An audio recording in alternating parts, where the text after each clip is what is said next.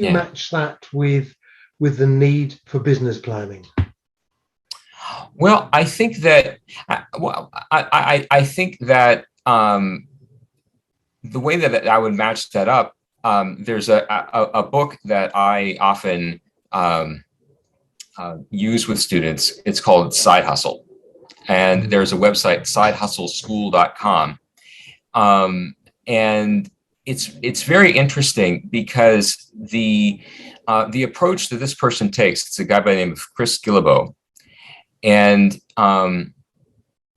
he's someone who creates side hustles. He is a serial side hustle entrepreneur, and what his argument is that a business does not need to be huge in order to benefit your life.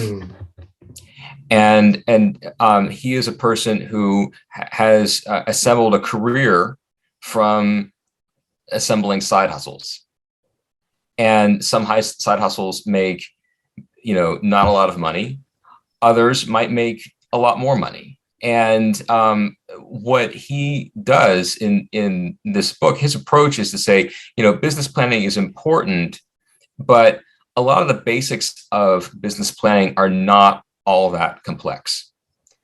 It's understanding, and it's a really interesting approach. I walked students through this in a course in the spring, actually, and it was very interesting in terms of how students took to that approach. It was very intuitive. It was the students I were working with were not business majors. They were communication majors, and they found that approach to be a lot less intimidating than formal business planning. Now, obviously, as you scale up, you might want to be thinking about doing some more traditional business planning. If you're thinking about attracting investors, if you want to really make a go for it, if you really want to scale, right? A business plan could be really important for you.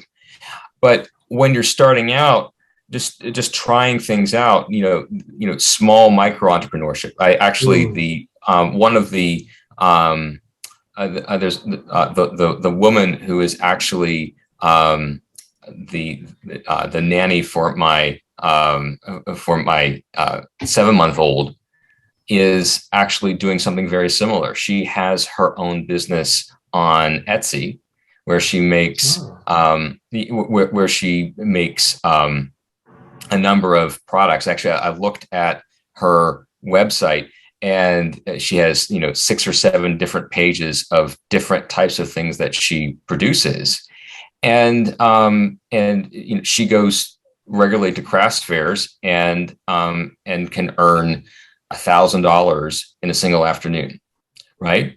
And again, that's not the only thing that she's doing, but that's something that's really helpful for her, right? And she's learning a lot about starting a business, and that maybe that might be something that could be interesting to think about too. If you're interested as a student in starting a business, the best way of learning how to start a business is to start a business. Yeah. And that business does not, even if you are interested in technology, even if you're interested in becoming the next, Bill Gates or Steve Jobs, right? If that's really what you want to do, you can learn quite a bit from starting a small venture on Etsy. That's actually a really interesting point, isn't it, Craig? Because there's always the temptation to think, I need to have done a certain number of steps. I need to have created the most perfect business plan before I dare step forward.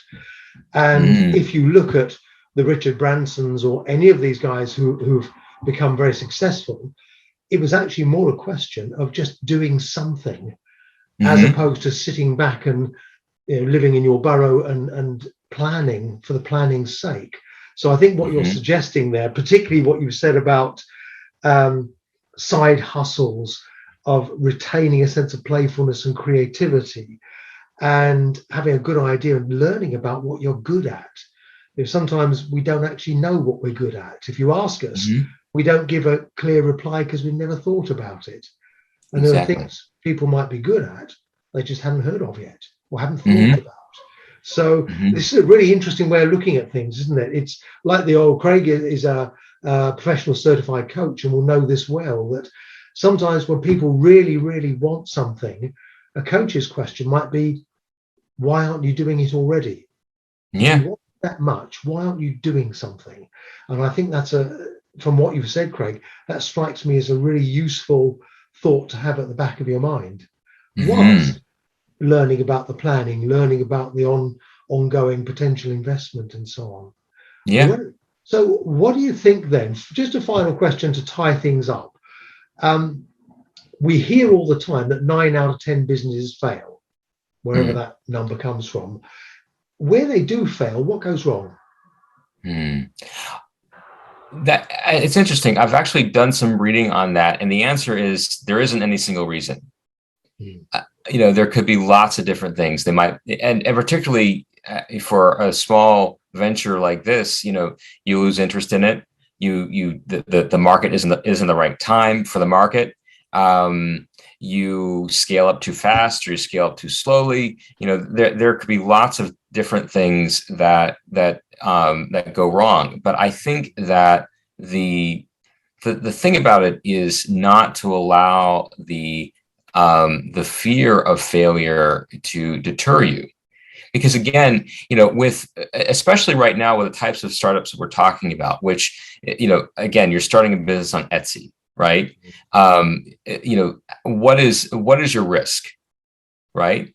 And if you keep your risk manageable, I think that's the thing. Failure is only a problem if we're taking risks that we shouldn't be taking to begin with. Yes. If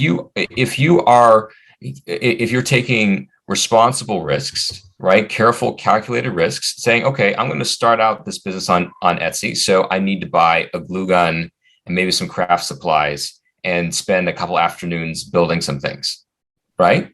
And you might be out, $200 at the end of the day, and it doesn't work. Okay, well, that's $200, and that's you're actually probably learning more than you would by spending that $200 on a university course, right?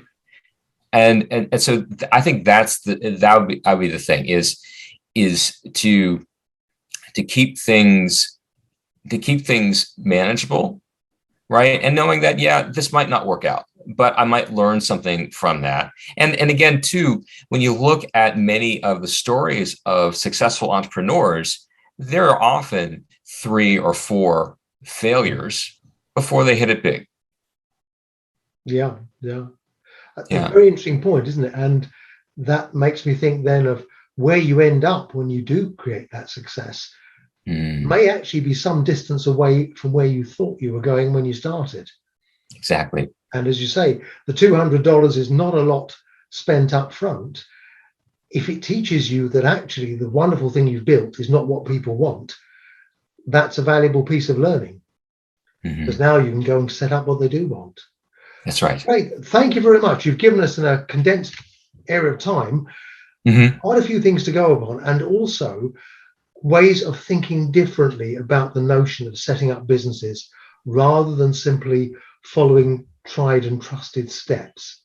And I think you're right. The guys who have had the great successes don't tread the path well trod. They find some other way of going about it. And as you rightly said, use those opportunities, remain creative, remain playful, and get on with it. Yeah. Great. Yeah.